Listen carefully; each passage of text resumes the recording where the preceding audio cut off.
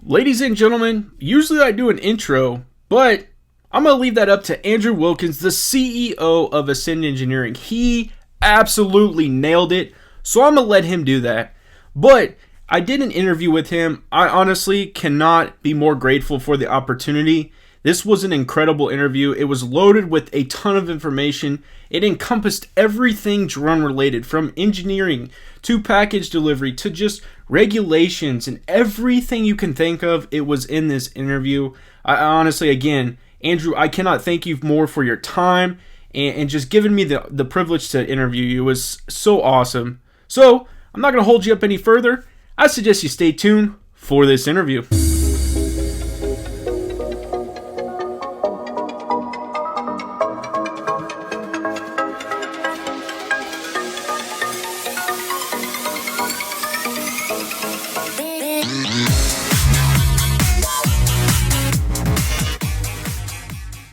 What's going on, YouTube? This is Lucas Murphy here, back with another Smash video. If you haven't done it already, go ahead and pound that like button, subscribe, turn on notifications so you get more gold when he posts. All right.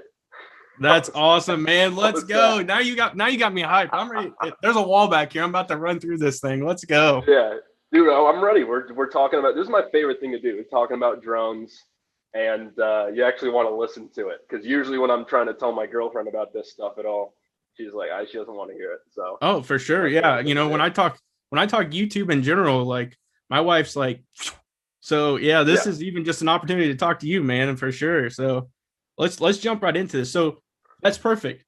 Let's lead right into it. Tell everybody out there a little bit about yourself. Tell the YouTube universe what is going on with, who you are, what you do, and everything like that. Yeah, so I'm Andrew Wilkins. I am the CEO and slash engineer over at Ascend Engineering. What essentially we are is we are a drone engineering service provider.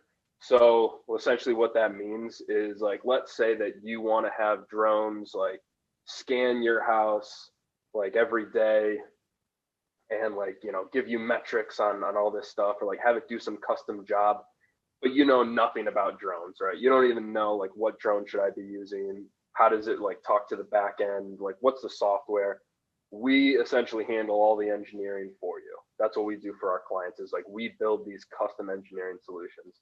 And I will say that we're mostly we're mostly software based. So we're, make programs that will talk to your back end, that control the drone, that make it autonomous. That's mostly what we do, but we do also do like hardware integration, like sensors, obviously, onboard computing and stuff like that, just because drones are so physical. That's awesome. That's awesome. So that's where what's kind of unique is, so like I'm starting to encompass everything that is drone related. So this was a perfect interview because you guys are so focused on the engineering aspect that I had to get this one in for sure. So with that being said, how did Ascend Engineering come about? Like, how did this whole thing come together and you guys started going forward with it? Yeah, dude, funny enough, we wanted to get in the drone delivery space. Like, we were first off like Ascend deliveries, and we were like, let's do drone deliveries, and like I don't understand why like this isn't a thing. So we got into the space, and like our whole thing was that we're all engineers. Like, we're software engineers through and through. And when looking at the industry, we were like, this industry needs more software. They need more engineers to work on these issues that they're having. So we came into the space and quickly discovered that that was our niche as engineers. But we also discovered that investors weren't really too keen on giving like millions of dollars to like a group of 25-year-olds, with no timeline about when you're going to get like a return on your money, right? Like, you can't do drone deliveries right now because it's illegal. Like, the FAA, they're saying like no, at least beyond visual line of sight. So what we did was we actually pivoted toward developing engineering solutions for drones, and that's where we kind of like really struck gold, because there's a lot of parts of this industry that still need to be fleshed out. Software and solutions still need to be created. Things need to be discovered that we're still discovering on a daily basis. that are necessary for the industry to move forward as a whole. Yeah, that's awesome. And honestly, that's a big piece too. I think, as I've been, like I said, been going through this, even just covering drones, I think for just kind of like seeing everything that you guys are doing, I think it's significant because you have your hands on so many pieces of the facet of the drone itself.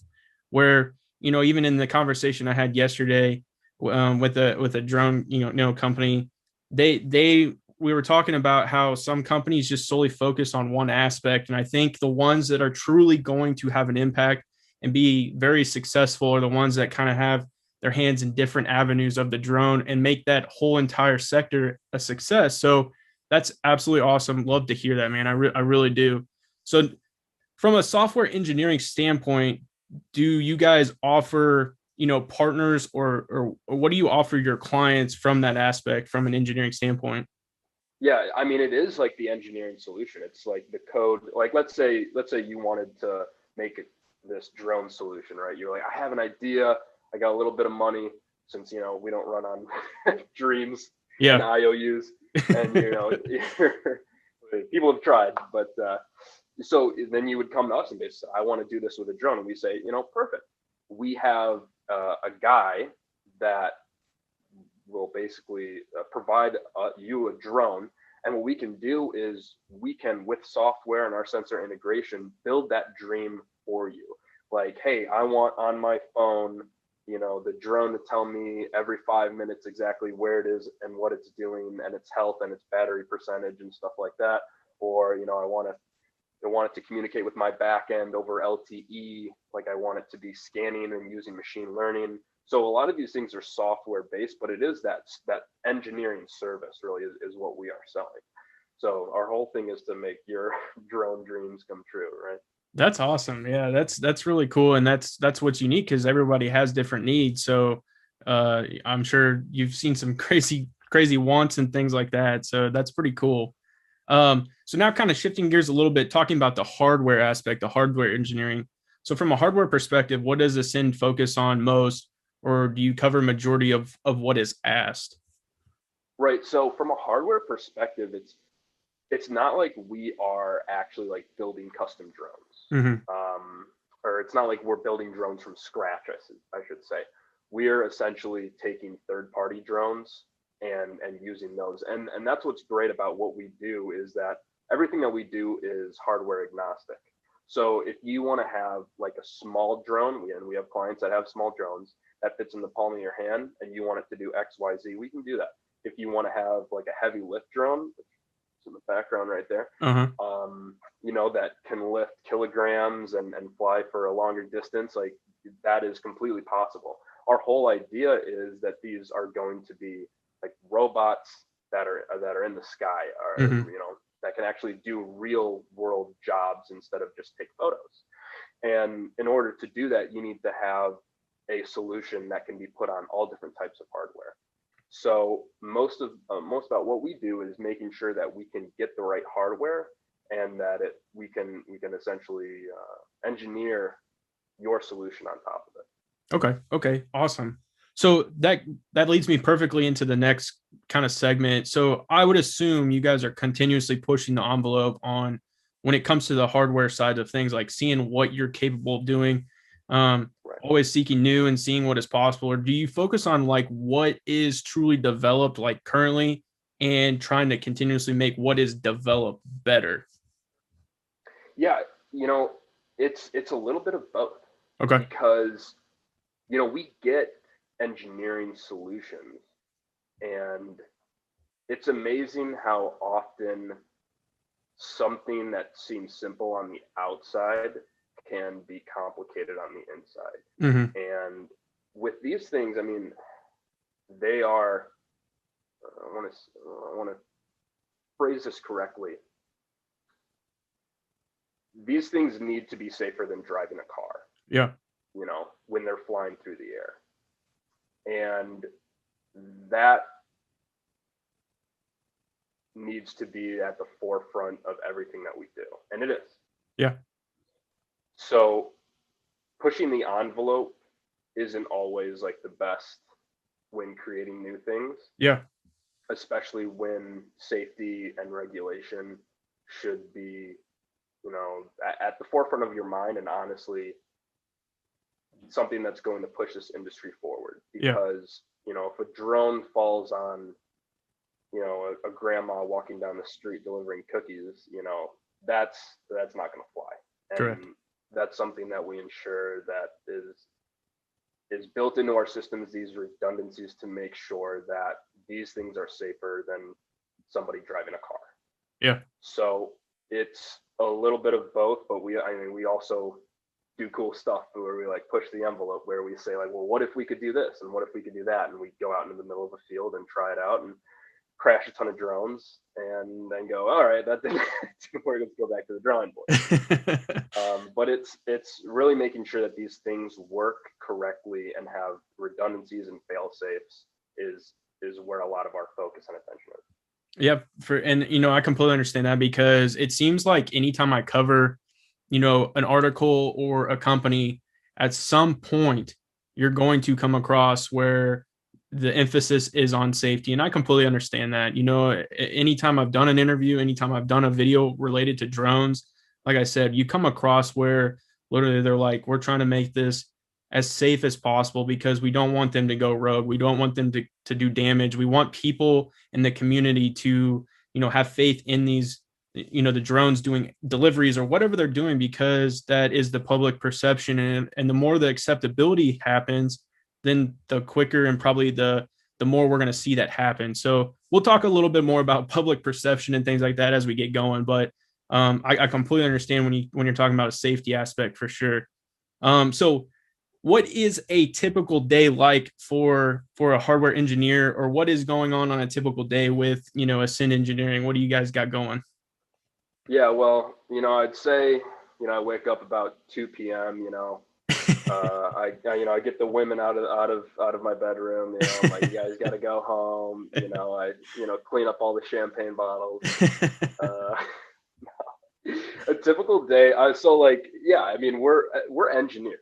We're engineers. A lot of what we're doing is software engineering, but it's really cool because we'll do the software engineering. We'll build it out. We'll work really hard on the computers, but then we load up our van and then go out in the middle of nowhere, and we get to fly these drones on like a daily basis, which is really cool. Yeah.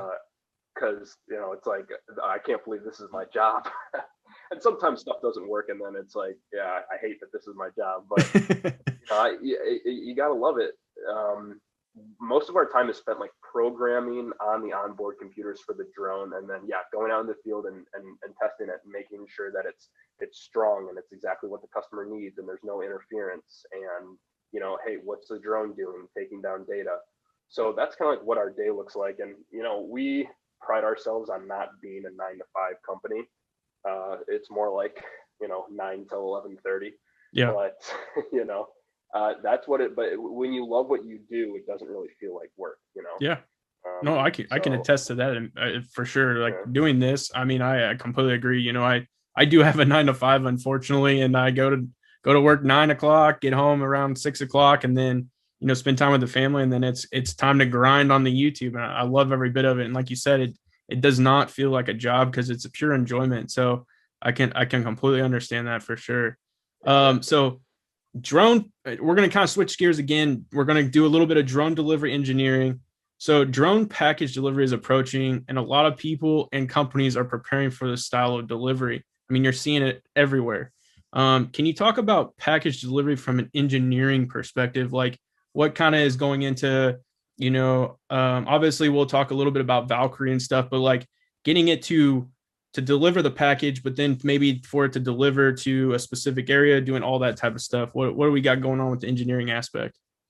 Yeah. So let me say, like, the very first thing is the hardest part is the land. Hardest part is the land.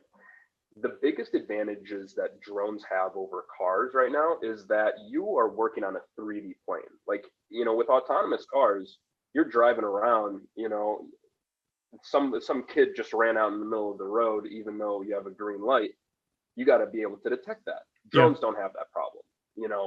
make sure that you don't fly into a skyscraper like real hard. Yeah. They don't have that problem besides the landing, right? When you're delivering a package, you need to make sure that the landing area is clear of all personnel.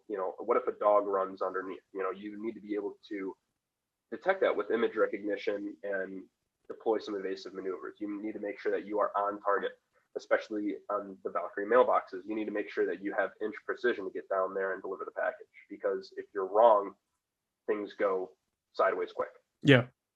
So from an engineering perspective, it is that precise landing and it is that safe landing that really is a challenge from a drone perspective. And then you also have things like you need to make sure that you're stay connected to the drone. You need to make sure that you have enough battery. You need to make sure that your drones are well kept. And then there's obviously things that you can do to ensure those, but it's the landing that's the most important. Okay, awesome. Well, and that's kind of, I can kind of understand that for sure, because from an autonomous standpoint, you're having this thing land in a, as we've been referred to it as last inch. I mean, you're talking down to like inches. So I could see the challenges of that for sure. So with that being said, what are some of the biggest needs for drone delivery from an engineering perspective? Like what is still kind of in the works? What are we seeing kind of evolve now? And since we kind of understand the pandemic has pushed this up just a little bit, what are we still working on or getting to? So I will say this. I'll say that as many hardware drone companies as there are out there, there's still not an off-the-shelf solution for drone hardware. Okay. Now, I don't know if you've ever heard of this company called GLW. They're based out of Madison, Wisconsin, headed by a guy named Nick Shepard. Real good guy, and I think he has a lot better of an idea about what's needed from a hardware perspective from these drones. Because essentially what he's doing is making this like modular drone that doesn't cost, $30,000 out of the box, which is going to be important for drone delivery as a whole. So I think to answer your question, what's still needed, at least from a hardware perspective, is a provider that says, here, this is a drone that can do drone delivery, meets all of your requirements, and doesn't break the bank, because right now people are trying to fit square pegs in a round hole. Yeah. Also, the major obstacle is regulatory. Things are progressing faster in Canada. Things are progressing faster in India and overseas. And now it seems like the FAA and states are kind of fighting over which regulations are theirs and, who can implement what. And so that's a hurdle to overcome. Yeah. For sure. Did that answer your question? Yeah, for sure. Yeah, I completely, and that I could see that being a challenge. And that's something that, I've asked in a lot of these interviews, is the fact that there are so many different like expectations and I guess, like the FAA is a lot stricter than say how Canada's regulations are. I mean, Europe is maybe a little bit different. I'm not quite up onto Europe, but I'm pretty close on an understanding of what Canada and the United States are going through. So, I completely understand how like the United States is starting to loosen up. The FAA is starting to loosen up. Like we're seeing some, drone flights at night. The ID tags are being issued now. That's a thing. So I'm kind of starting to understand, but I could see how that's a challenge, because like even in some of the questions I was asking the other day, it's like, is it hard to keep up with, maybe being ahead in Canada, and then in the United States, you're still kind of lagging just because of the regulations and things like that. And I mean, I could see that being a challenge. Yeah, absolutely. It is a challenge, but I will say that there's companies out there that are helping to drive it forward. Obviously Valkyrie being one of them, that are really kind of leading this industry forward and saying like, here's what it's going to be, here's how we do it, and showing everybody that this is a possibility and it's not just some pipe dream that you see in commercials. Yeah, for sure. That's awesome. And that's perfect, because that's the next question. So I know you guys have a partnership with Valkyrie. Can you talk about what the partnership really kind of entails and what they provide to you guys and what you provide in return to them? Yeah. So basically, Ryan hit us up and he was like, Andrew, I need your expertise. He's that's funny enough. Actually, I hit him up. It was like about like a year and a half ago. I just like cold emailed him and I was like, hey, we're trying to do drone deliveries. And he actually like had us up to his office, and like we were just so new at that point. Like we didn't even have like an NDA template, and so he's been honestly like a mentor to us. Yeah. And everybody over at Valkyrie, I gotta tell you, like I've been there, a ton of times, and it's just electric, the feeling that's in the air, and the team that they've assembled over there. They provide to us really, like it's not just their drone delivery mailbox. Yeah. Like it's almost like a community of people that basically say like, here's what's going on in the industry, here's what we're seeing, here's what we're doing. Like, where are you guys at? What are your thoughts on this? So it's not just like a partnership of like, here's our drones, we're landing on their mailbox, like, and that's it. Yeah. It's really been a relationship of them kind of showing us where they are and saying like, let's do this together. Yeah. And then obviously what we provide them is hopefully like a solution, which is landing on their mailbox and drone solutions overall, like moving forward. Yeah, for sure.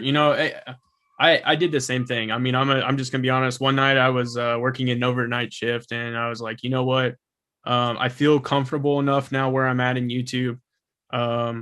And I'd been following Valkyrie for a while, obviously with their ties to Ag Eagle. I was like, you know what? I'm just gonna send an email and just see what sees. Maybe he responds. If he doesn't, hey, it was worth a chance. I'm not kidding you, Andrew. He responded the next day. He was like, I would love to set something up. And I was like, oh, wow.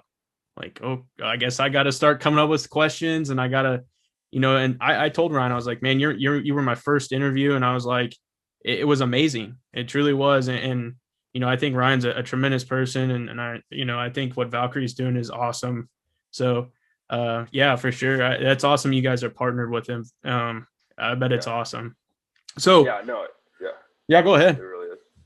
I was just gonna say, I mean, he's just a great business. Like he's a businessman, and there's a lot of businessmen in this space who blow smoke up your ass and tell you, oh, we're gonna be doing X, Y, Z, and you're gonna be a part of it, and we're all gonna be billionaires. And Ryan doesn't do that. He's a straight shooter. I mean, he knows what he's talking about, and yeah, he's great to work with, and so is the rest of the team down there at Valkyrie. That's awesome. I bet they say the same about you guys too. I bet you guys bring like honestly, I bet you guys bring like, some fire, some passion. I mean, you guys are up and coming, you guys are young, and I mean, I'm getting older. I'm getting starting to get over the hill. So, why? How old are you? You don't look that old. 32. You're 32? 32. I'm getting there, man. My back's starting to hurt. Every in the morning I wake up, my knees hurt. Like I'm getting there. God! Just put you in the graveyard, man. You're I know. Now before before I used to jump out of bed. Now I kind of just do like one of these numbers. Yeah, dude. Yeah, it's amazing. I'll tell you what. I can't drink anymore. Like I'm only 25, and I just can't. I can't do it. I just like 1 beer, 2 beers in, I like done the next day. I'm just not firing all cylinders. That's awesome. Yeah, we have a kid, a son that's about to be 2, and since we had him, I'm the same exact way. Like if I have one, I'm like, oh God. So I completely understand.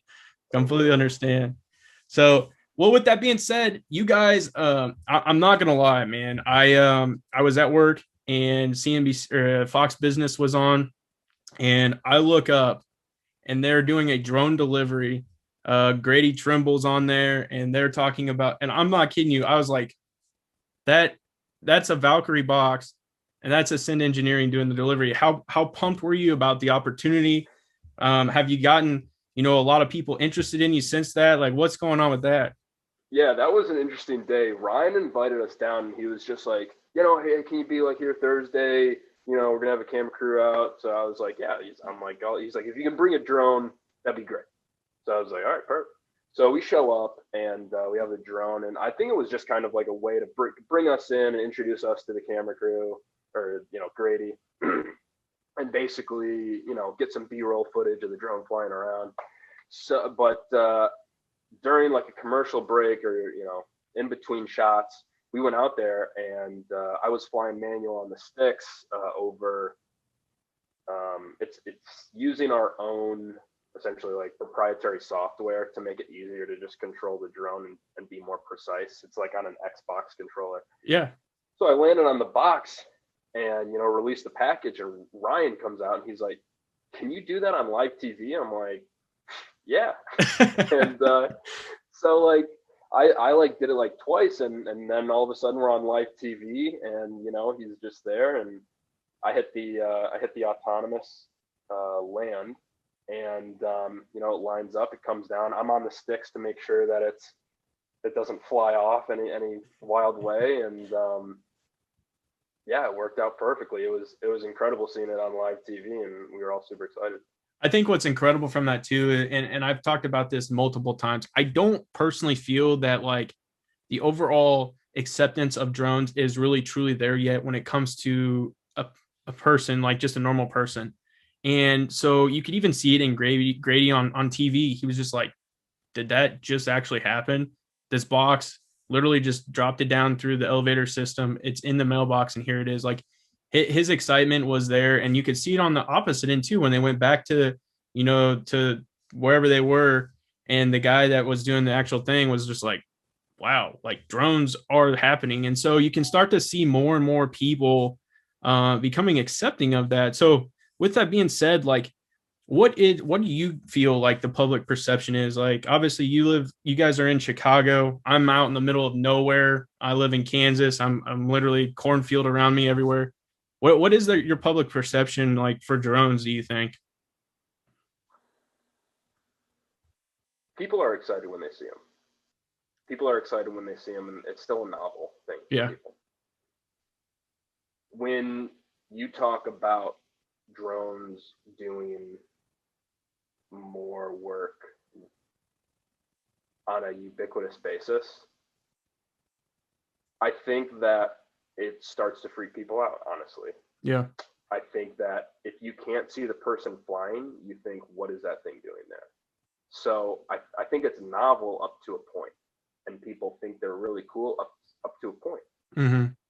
Now I'm based out of Chicago, like you mentioned, and I have a cart that I used to wheel down to a field like 6 blocks when I was testing, and you will not believe how many people stopped me on the side of the road, and they were like, "Oh my God, like, is that a drone?" Like, blah, blah, blah, blah, blah, asking me all of these types of questions, and they think it's really cool, but they can see a face that matches the drone. Yeah. When you can't, it's still strange.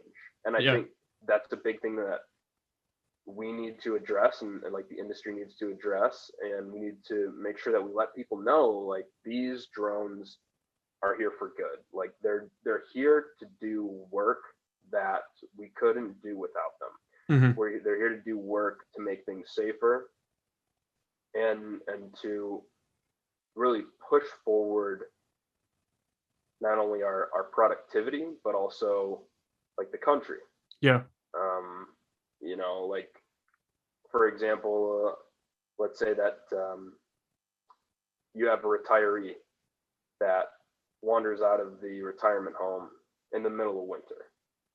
Like, there are confirmed cases where drones have been taken out with thermal cameras on them and find them in minutes. Yeah. Like that's what drones are meant for. Yeah. They're not meant to spy on people. Yeah. So that's really what I want the perception of drones to be, and it's something that we're working to get to. Yeah, I think even when you can type in drones, and if you go to Google, YouTube, and all kinds of places, you see so many different functionalities of a drone. Like one of the coolest ones I saw more recently, since we just endured winter, was the fact that they had it was a decent sized drone, about the size that you guys had delivering the package on Fox Business, dropping rock salt on people's driveways. I thought that was absolutely incredible, because not everyone can get out in their driveway and either shovel, or, they may be, elderly and things like that. Or even the fact that, like, there's a video that was circulating around there more recently that a drone is shooting a flamethrower at a massive, like, hornet's nest, and is doing something that is not putting an individual in harm. And it's like, there's so many things that drones can provide as a service to people, that I think, and the more and more people see things like that, the public perceptions, the fact that a person isn't there doing that, I think is going to be, help out a lot more. And so I could not agree more with what you said, honestly. And so my next question, honestly, is going to be pretty tough. Hopefully you can get this one. Let's Um, do it. what do you feel, in all honesty, if you to answer the best you possibly can, what do you feel is honestly holding back drones from doing, the functionalities we both want them to do? Is it the regulations? Is it, just like we said, the public perception? What is truly holding, like, a package being delivered tomorrow? Oh yeah, that's easy. That's actually an easy question. That's policy right there. These things are not like it's not like completely bonkers that a drone can deliver a package. Yeah. Like, and autonomously. Like, it is not bonkers at all that that's possible. But from a regulatory standpoint, like, the FAA needs to make sure that these things aren't going to be in the way. Like, you see it all the time.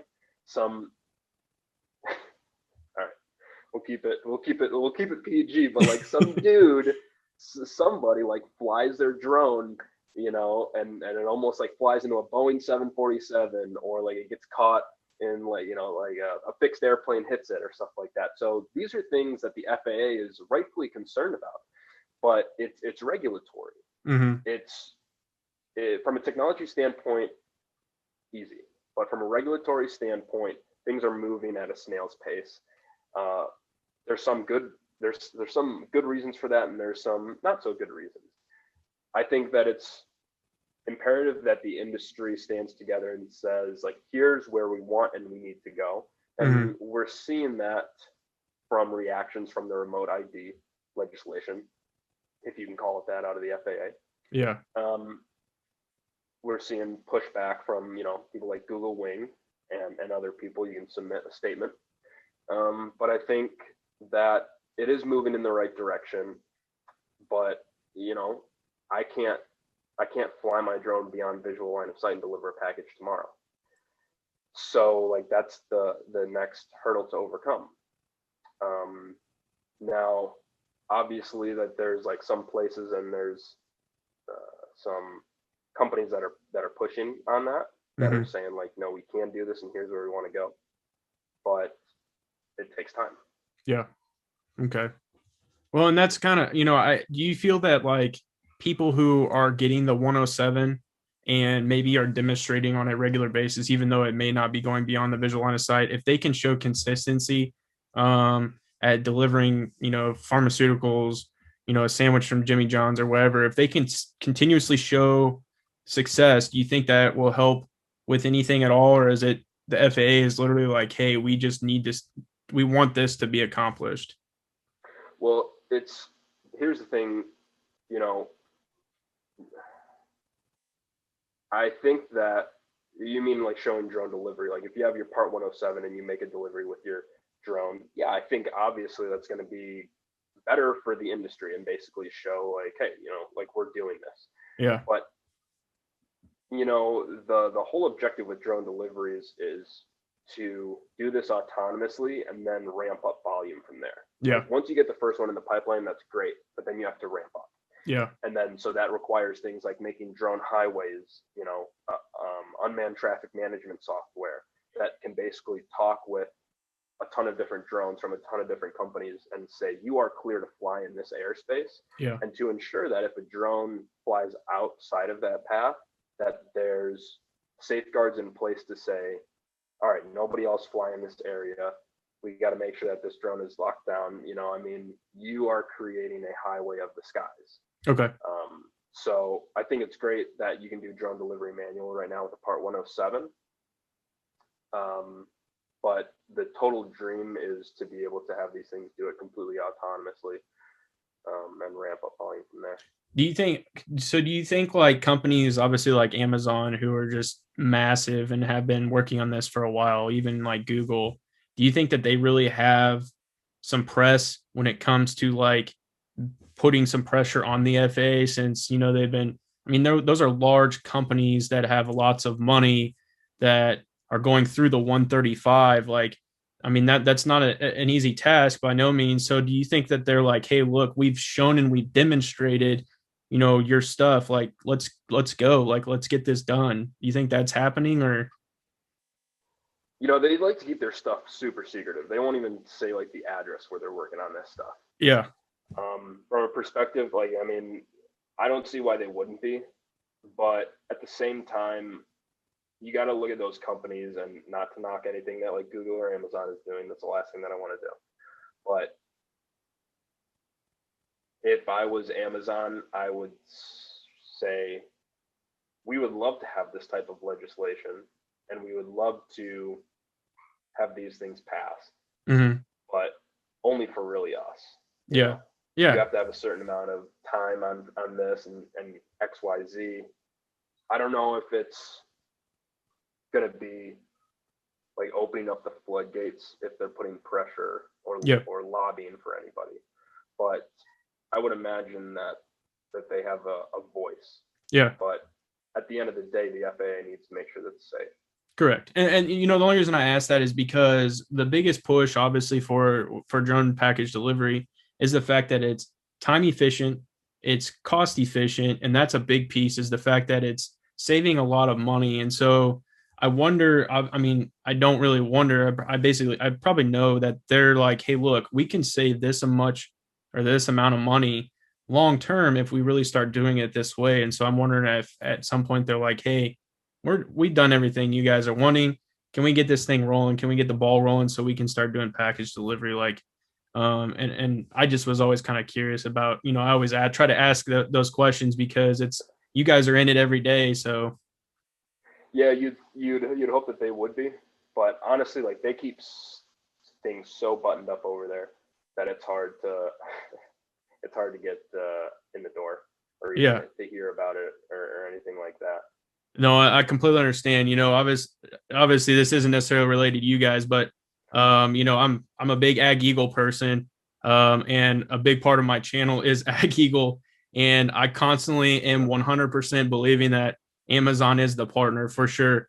And with Ag Eagle having that massive non-disclosure agreement, you can't even like shoot an email off, hey, I'd like to do an interview or something, and they just no response. So I completely understand, the NDAs and the lockdowns of information from even just Amazon is just incredible. So, but yeah, we'll kind of shift gears just a little bit, kind of talk a little bit more about the business. So with you guys being in Chicago, obviously you get to test different types of climate. Um, is that's obviously good for the company? Is that a good selling point for you guys? Like, hey, we're able to do all kinds of different things in different climates. Where from an engineering aspect, from a delivery aspect, like, that's pretty good, right? Yeah, I mean, if drones can fly in the Windy City, they can fly anywhere. Yeah. You No, know, I that's completely understand kind that of for what we're sure. thinking, Yeah. especially with batteries too. Batteries when they get cold, they don't work too well. Yeah. So being in colder climates, we can really see how drones fly, Yeah. how cold weather affects them, how wind affects them, and it matters.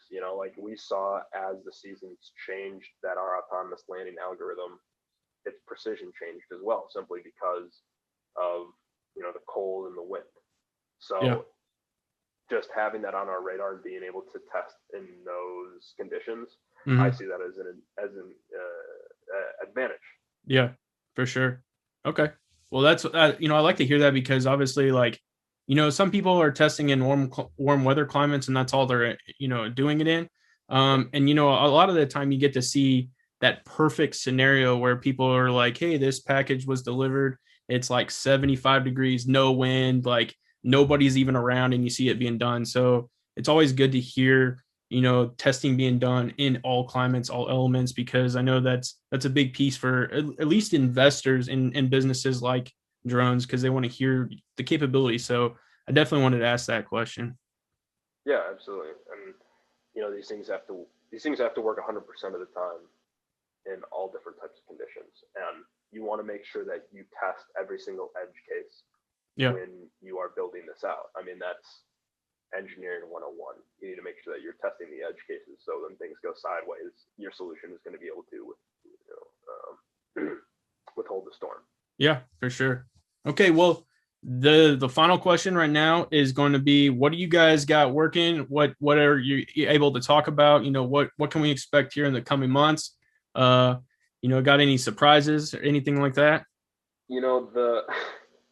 What's funny about us, and I hate whenever somebody asks us about like our company or whatever like that, I always say like, "Ooh, we have a client," or "we have clients."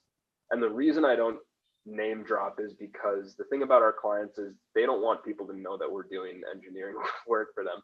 And the reason being is they want to show that like, oh, hey, like we're a company and here's the work that we did, even though we might be under the hood of it. Yeah. As it relates to work that we're doing for our clients, I can't comment about that. Completely understand. But in the coming months, I can tell you that we will be out back at Valkyrie perfecting our autonomous landing solution. I can tell you that we are going to be doing more work as it relates to ensuring that these drones stay connected from a standpoint of LTE, redundancy, like telemetry radios. I wish I could tell you like, oh, we're about to release this like sick video and like, the drone's going to deliver me a bong hit and stuff like that. but I honestly, it's just going to be us continuing to do our engineering work and continuing to make sure that these things are safe, these things are connected, and that we deliver the best solutions for our client. Okay. Well, I do actually have one more because it just popped in my head. And I usually ask this to everyone. What is your realistic timeline for when we can expect drone delivery? Right. So, I mean, are we talking drone delivery like to your house, or are we talking drone delivery to, let's say, there was a drone delivery on like a golf course or something like that? Let's say like a drone delivery to my house to like a Valkyrie receptacle.